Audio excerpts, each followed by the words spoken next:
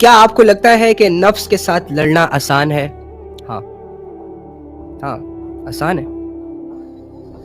اس سے لڑنے کے لیے آپ کو ایک بہترین سا فیصلہ چاہیے.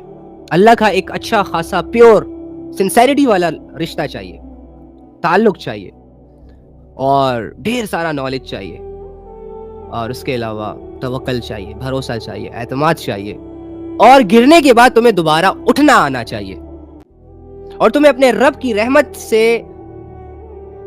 رحمت پر امید ہونی چاہیے. اس کے بعد نفس کیا ہے؟ ہزاروں نفس سے تم لڑ سکو. نفس، مجھے یہ بتائیں،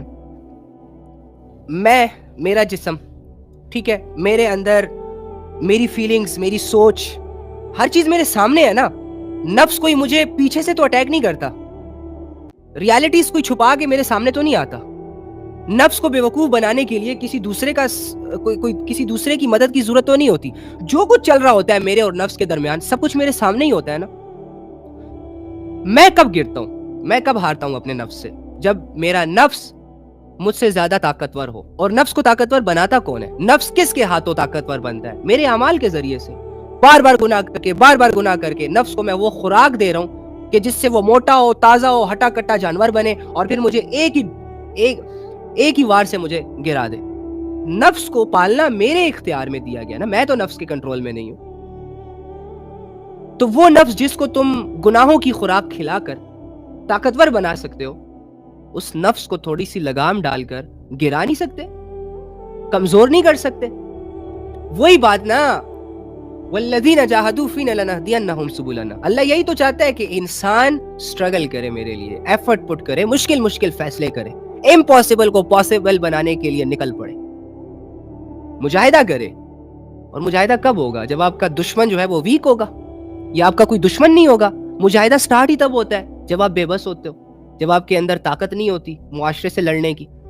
تبھی تو آپ کوشش کرتے ہو. یہ پاکستان کے جو حالات خراب ہیں، تو اسے جو لوگ ٹھیک کرنے کی کوششیں کر رہے ہیں، وہ کیوں کر رہے ہیں؟ کیونکہ حالات خراب ہیں. اگر حالات ٹھیک ہوتے تو بگاڑنے کی کوششیں ہوتی. سیم ایز اٹ از، اگر ہمارا نفس بگڑ گیا ہے تو اس کو ٹھیک کرنے کی کوششیں کریں. آپ ہی کر سکتے ہیں. بگاڑا میں نے ہے تو ٹھیک میں نہیں کر سکتا. بگڑتا مشکل سے ہے، ٹھیک آسانی سے ہوتا ہے. کیونکہ بگاڑنے میں اللہ کی مدد نہیں ہوتی ہے آپ کے ساتھ، ٹھیک کرنے میں اللہ کی مدد بھی آپ کے ساتھ ہوتی ہے. بات ختم. تو یہ نہ کہا کریں کہ نفس سے لڑنا آسان نہیں ہے. کیوں نہیں ہے آسان؟ یہ نہ کریں کہ شیطان بہت بڑی پاور ہے. کیا پاور ہے؟ میرا ایمان قرآن پر ہے بھائی. قرآن میں اللہ رب العزت نے اس کی حقیقت، اس کی ویلیو، اس کی پرسنالٹی ایکسپلین کی ہے کہ وہ صرف وسوسے ڈالتا ہے دلوں میں. میں ڈر جاؤں؟ وہ بہت کمزور ہے. ضعیف کا لفظ آیا قرآن میں شیطان کے لیے. میں ڈر جاؤں؟ آپ کو کسی ایسے شخص سے ڈر لگے گا جس میں جسمانی طور پر کوئی طاقت نہ ہو، بے ساکیوں پر چلتا ہو، ہاں لیکن اس کا شعور، اس کا مائنڈ سیٹ تھوڑا سا شارپ ہو؟ ڈر لگے گا؟ آپ دھڑلے سے اس کے سامنے کھڑے ہو جائیں گے کہ آؤ بابا جی ہٹ کر کے دکھاؤ مجھے. ہاں لیکن اس کی جو چالاکیاں ہے وہ تھوڑی سی، اس سے لڑنا ہے، اس کی چالوں کو سمجھنا ہے. باقی جسمانی اعتبار سے تو وہ بہت کمزور ہے. اس کی کوئی فزیکل ایکٹیویٹی شامل نہیں ہے تمہارے گناہوں میں. صرف ایک سینس ہے جو یوز کر رہا ہے. سوچ کی جنگ ہے تمہارے ساتھ اس کی، اور کیا ہے. تو یہ نفس کو سر پہ چڑھانا بند کریں، اور شیطان کو بھی اتنا پاورفل سمجھنا بند کریں. ہمیں ایک ہی طاقت پر یقین ہے، اور وہ طاقت اللہ کی ہے. لا الہ الا اللہ، اللہ کے علاوہ اور کوئی نہیں ہے بھائی. اللہ جس کام میں میرے ساتھ ہے، آپ کے ساتھ ہے. دنیا ایڑی چوٹی کا زور لگائے، تم ہار نہیں سکتے. ہاں اگر ظاہری اعتبار پر تمہیں ہار ہو جائے، جیسے مکہ کے لوگ نبی صلی اللہ علیہ وآلہ وسلم کی باتوں کو ٹھکرا کر، ان کو اذیتیں دے کر یہ پراؤڈ فیل کرتے تھے کہ ہم نے ایک ایسے شخص کو اذیت دی جو اپنے ساتھ اللہ کی مدد کا ہونے کا دعویٰ کرتا ہے، ہم نے تو ایسے شخص کو گرایا. وہ ہار نہیں کہلاتی. پتھر تو نبی علیہ السلام کو بھی پڑے ہیں ظاہری طور پر، لیکن جیت تو نبی علیہ السلام اور ان کے عقیدے کی ہوئی ہے، ان کے اسلام کی ہوئی ہے. اسی طرح ہمارے اسلام کو، یہ جو موجودہ دور کا اسلام ہے، یہ بھی وہی ہے. لیکن اس کو وہ بندے نہیں مل رہے جو بندے اس پر جان دینے کے لیے تیار ہو جائیں. اس کے ساتھ کوئی سنسیئر نہیں ہے، لوئل نہیں ہے. اسی وجہ سے اسلام کی برکتیں سٹاپ ہوئی ہیں. اللہ کی وہ مدد جو دنیا میں اترتی ہے فرشتوں کے ذریعے سے، غیبی مدد، اسی لیے تو وہ آ ہی نہیں رہی. ہم اپنی حالات کو ہم دیکھیں نا، اپنی حالت کو دیکھیں. ہماری نمازیں ڈسٹرب ہیں، ہم پیار محبتوں کے چکروں میں ہیں، ہم ایک دوسرے کو ذلیل کرنے میں لگے ہوئے ہیں، ایک دوسرے کی غیبتوں میں مصروف ہیں، ہمارے گھروں کے نظام اتنے بگڑ گئے ہیں.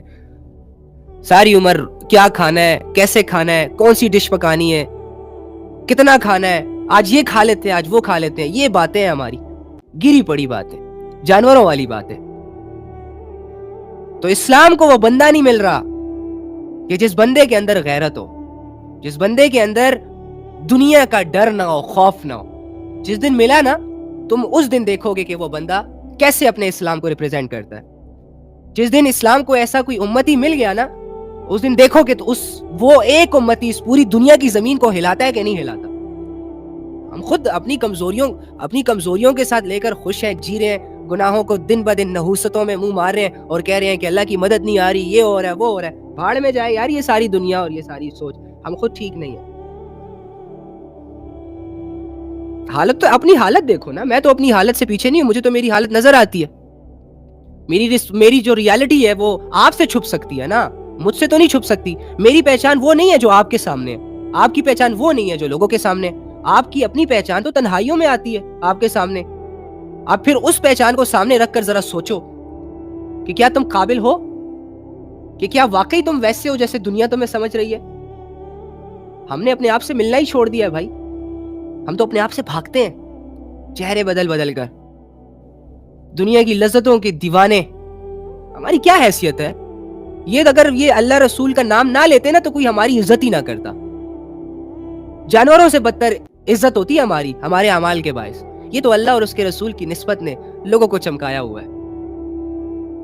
یہ اللہ اور اس کی رسول کی رحمتوں نے اور ان کی دعاؤں نے ہماری اصلیت کو چھپا کے رکھا ہوا ہے. ہمارے اعمال ایسے ہیں نا کہ اگر نبی علیہ السلام کی دعائیں نہ ہوتی نا تو ہم خنزیر اور بندر بن چکے ہوتے. ہر بندہ اس دنیا میں تمہیں کوئی بھی ایسا چہرہ نہ نظر آتا جو انسان کا ہو.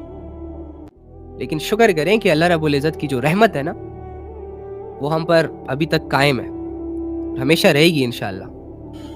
ایک حدیث جو میں سنانے آیا تھا آج، تاکہ اس حدیث سے آپ لوگوں کو بھی سمجھا سکیں اور اپنے نفس کو بھی سمجھا سکیں.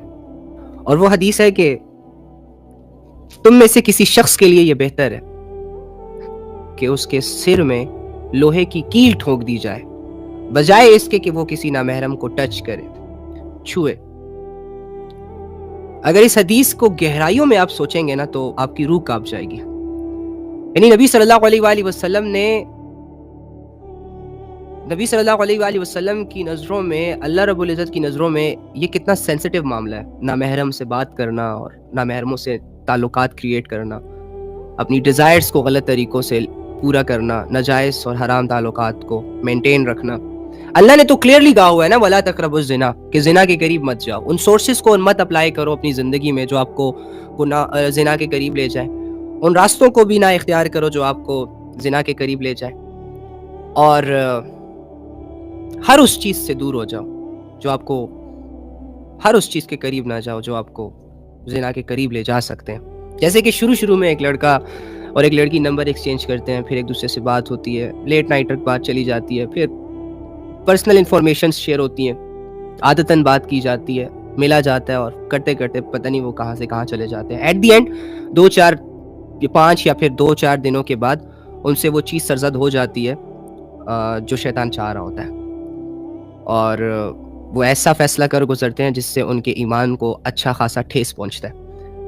تو اللہ رب العزت نے منع فرمایا ہے ایسی چیزوں سے، یعنی کہ وَلَا تَقْرَبُوا الزِّنَا، زنا کے قریب مت جاؤ. اور نبی صلی اللہ علیہ وآلہ وسلم کی حدیث سے ہمیں یہ پتہ چلتا ہے کہ نبی صلی اللہ علیہ وآلہ وسلم اور اللہ دونوں اس چیز کو ناپسند فرماتے ہیں، اور انتہائی سختی سے منع کیا گیا ہمیں کہ تم میں سے کسی شخص کے لیے یہ بہتر ہے کہ اس کے سر میں کیل ٹھوک دی جائے، لیکن یہ جائز نہیں ہے کہ وہ کسی نامحرم کو ٹچ کرے، چھوئے، وداؤٹ اینی ریزن، لذت کو سامنے رکھ کر. نامحرم کو، جن سے آپ کا کوئی رشتہ نہ ہو، جن سے آپ کی کوئی جان پہچان نہ ہو. تو اس حدیث میں موجود وہ سینسٹیوٹی اگر ہمیں سمجھ آ جائے، وہ ہلاکت اگر ہمیں سمجھ آ جائے کہ ایک انسان کو کدھر سے جا کے سمجھایا گیا، تو یقیناً ہمیں اس گناہ سے پیچھے ہونا ہمارے لیے آسان ہو جائے گا. یقیناً ہم اپنے آپ کو محفوظ رکھیں گے، یقیناً ہم کسی کی میٹھی میٹھی باتوں میں نہیں آئیں گے۔ اب میری بات سنیں کہ شیطان کیسے ہمیں اس گناہ کی طرف لے جاتا ہے، حالانکہ ہم یہ جانتے ہیں کہ اللہ نے بھی کہا ہے وَلَا تَقْرَبُوا الزِّنَا، نبی صلی اللہ علیہ وآلہ وسلم نے بھی اس بارے میں کہا ہے کہ تم میں سے کسی شخص کے لیے یہ تو صحیح ہے، یہ تو بہتر ہے کہ اس کے سر میں لوہے کی کیل ٹھوک دی جائے، لیکن یہ مناسب نہیں ہے، یہ جائز نہیں ہے کہ وہ کسی نامحرم کو چھوئے، ٹچ کرے۔ تو ان باتوں کو جاننے کے باوجود ہم کیوں لوگوں کی محبتوں میں آ جاتے ہیں، لوگوں کی میٹھی میٹھی باتوں میں آ جاتے ہیں، کیوں اپنے ڈیزائرز کو غلط وے میں لے جاتے ہیں؟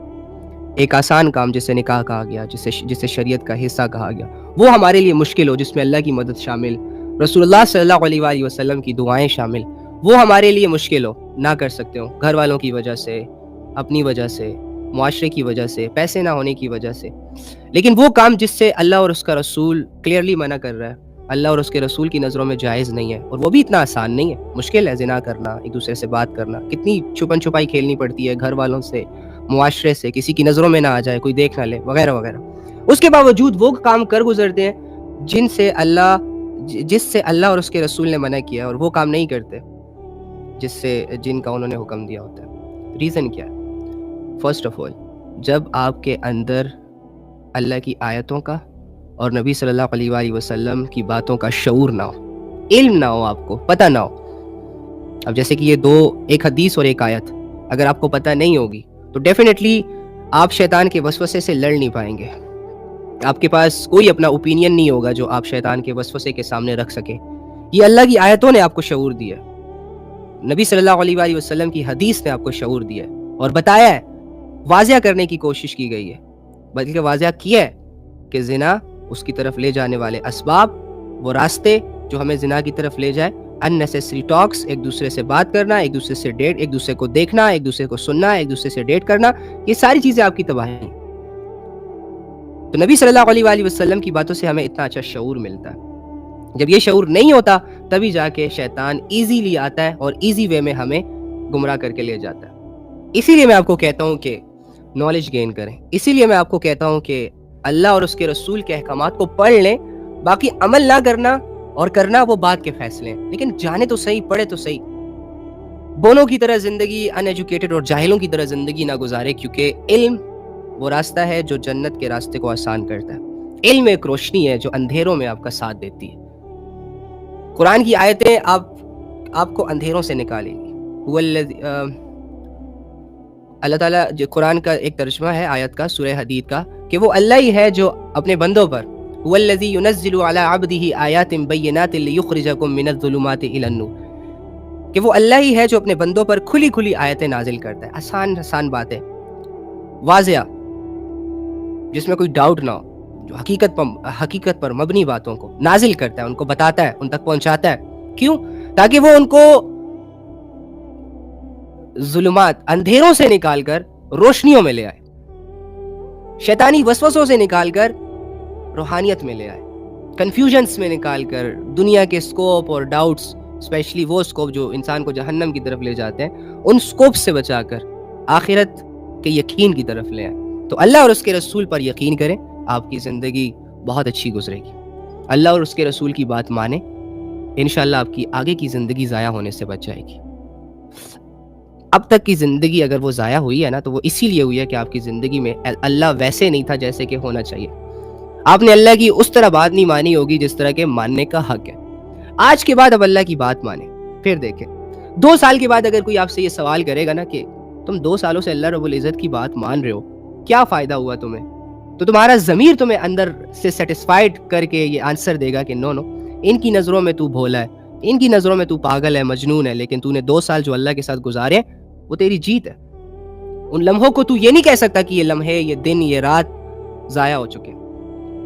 تو اطمینان تو اسے ہی کہا جاتا ہے جو انسان کو اندر سے موصول ہو رہا ہو۔ ظاہری چیزیں اور ظاہری لوگ تو ہمیں اطمینان کے حوالے نہیں کر سکتے، تو اپنے آپ کو مطمئن کرنے کے لیے آپ کو ضروری ہے کہ اللہ سے جڑ جائیں۔ زندگی ضائع ہو رہی ہے، میں جانتا ہوں کہ ہم پرفیکٹ نہیں ہیں، ہم پرفیکٹ مسلمان نہیں بن سکتے، مومن نہیں بن سکتے، لیکن اس کی کوشش تو کر سکتے ہیں۔ ہم کوشش سٹارٹ کریں گے، آنے والی نسلیں بن بھی جائیں گی۔ ہم ویسے نہیں مرتے نا جیسے ہمارے بڑے مر گئے، جہالت میں، دنیا کے کلچرز میں، دنیا کی باتوں میں. ہمیں ان کی موت سے اپنے لیے اچھے فیصلے کرنے چاہیے تھے کہ میرا دادا پر دادا پتہ نہیں کون تھا، کیسی زندگی وہ گزار کر گیا، چلو میرے پاس یہ اتھارٹی آئی ہے، میرے پاس وہ شعور آیا ہے کہ جس شعور کے استعمال سے میں اپنی آخرت کے لیے، اپنے آنے والی نسلوں کے لیے بہتر فیصلے کر سکتا ہوں، تو میں اس شعور کا استعمال کیوں نہیں کر رہا؟ کیا آپ اچھائی اور برائی کو نہیں جانتے؟ کیا آپ کے سامنے قرآن کو کھول کھول کر بیان نہیں کیا جا رہا؟ کیا آپ کو اس دور میں اللہ رب العزت کی وحی نہیں پہنچ رہی ہے نا؟ ایکسیپٹ کرو اور آنے والی نسلوں کا بہتر سوچو. آپ تو مر جاؤ گے. ہاں اگر آپ زنا کے شوقین ہیں تو زنا کرتے کرتے مر جاؤ گے. ہاں اگر آپ کلبوں کے شوقین ہیں تو کلبوں میں ناچتے ناچتے مر جاؤ گے. ہاں اگر آپ دنیا پرست ہیں تو دنیا کی پرستش کرتے کرتے مر جاؤ گے. مرنا تو ہے، اور یہ 2-4 نسلوں کے بعد تمہارا نام بھی کوئی نہیں لے گا. لیکن اگر آپ اللہ والے ہو نا، اگر آپ نے اپنا تعلق اپنے اللہ سے جوڑ لیا اور آپ نے اپنی زندگی اللہ کے ساتھ گزارنا شروع کر دی ابھی سے، تو انشاءاللہ تم تو چلے جاؤ گے اس دنیا سے کچھ نمازیں پڑھ کر، کچھ دعائیں کر کے، تھوڑا سا اللہ کے سامنے رو کر، تھوڑی سی برداشت اور تھوڑا سا صبر کر کے. لیکن آنے والی نسلوں میں اللہ تمہیں زندہ رکھے گا. فیصلے آپ نے کرنے ہیں بھائی، ہم فیصلہ نہیں کر رہے.